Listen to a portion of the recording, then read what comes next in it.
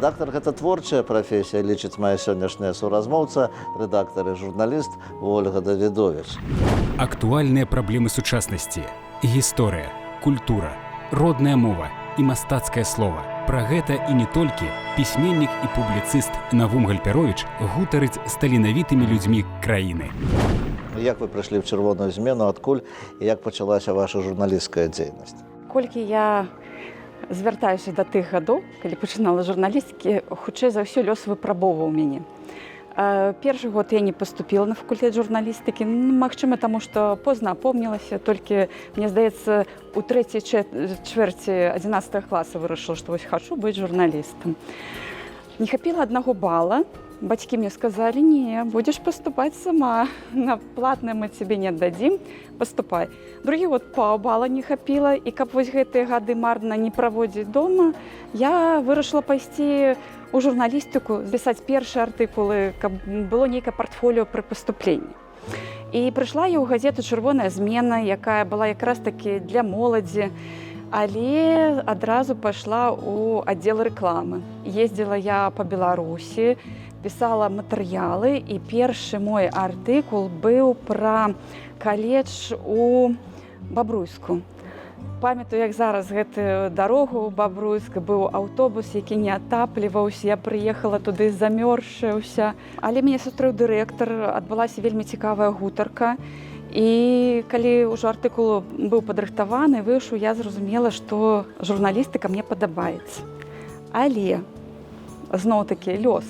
Мне здаецца, усе сустрэчы па жыцці ў мяне нейк вось лёсам вызначаны. Калі працавала ў «Чырвонай змене», на 5-м паверсе была рэдакцыя газеты «Звезда». І неяк мы там перасякліся з Тацьянай Владимировнай Падаляк. Кажа: паспрабуй літаратурную работу.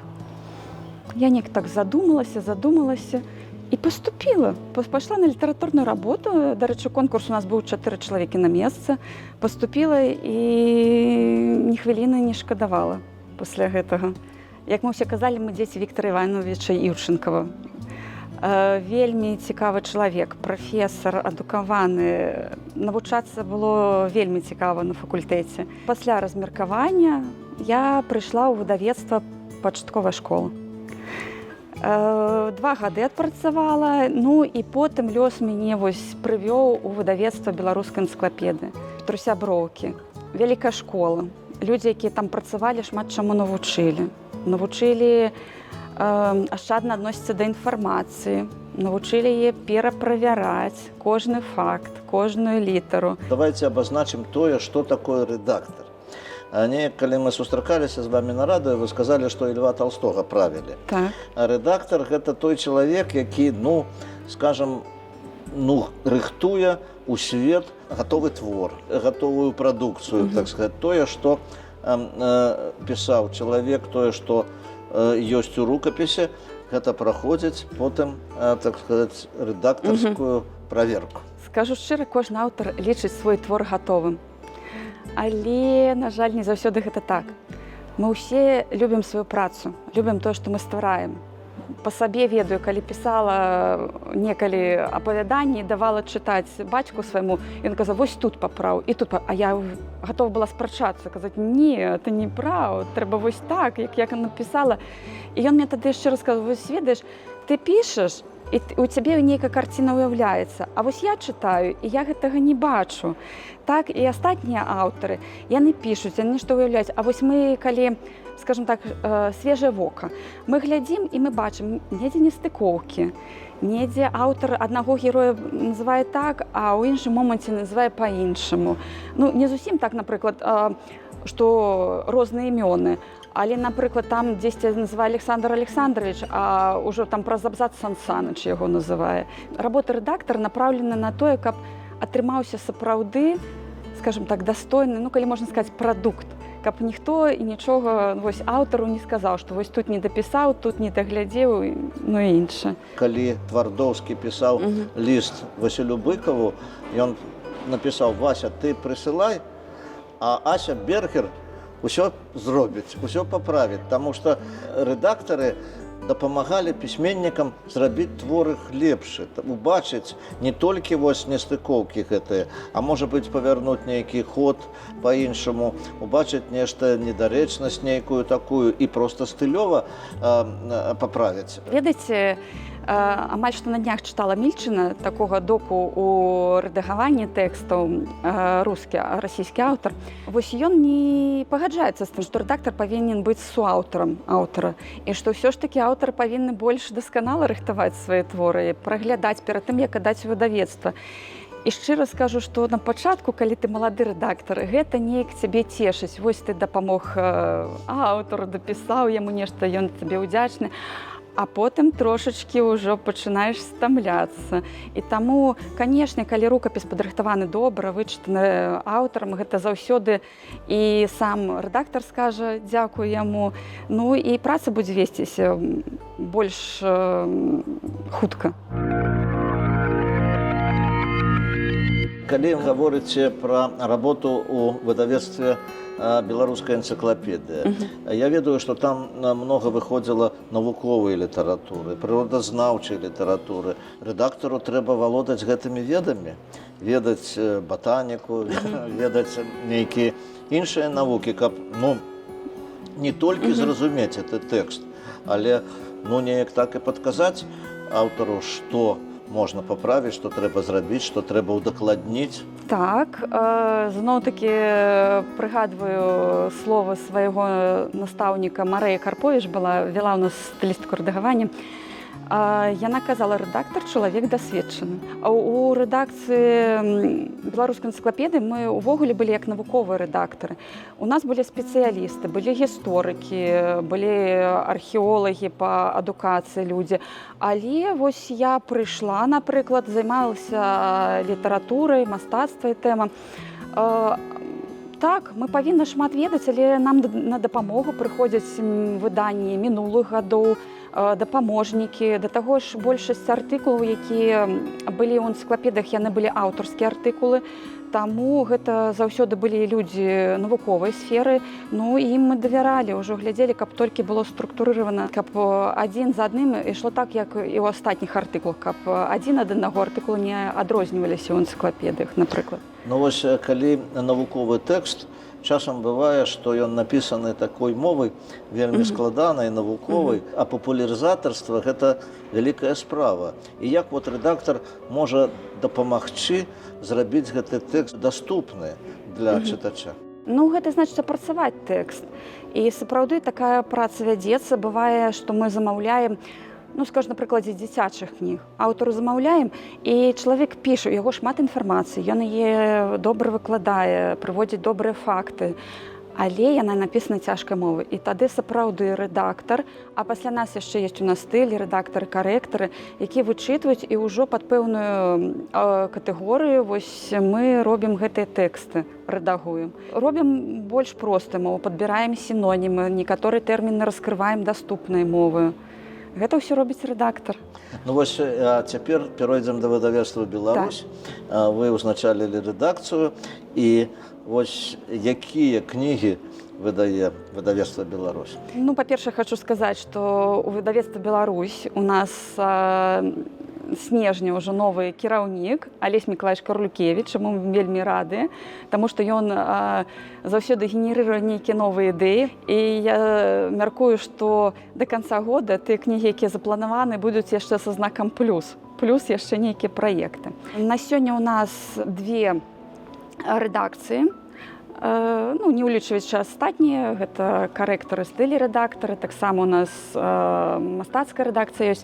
Напрыклад, мая рэдакцыя называецца «Падрыхтоўкі навукова-папулярнай і даведачнай літаратуры». Ёсць у нас яшчэ літаратурная рэдакцыя, там рыхтуюцца кнігі для дзяцей, у вершах празаічныя творы, фотоальбомы рыхтуюцца таксама.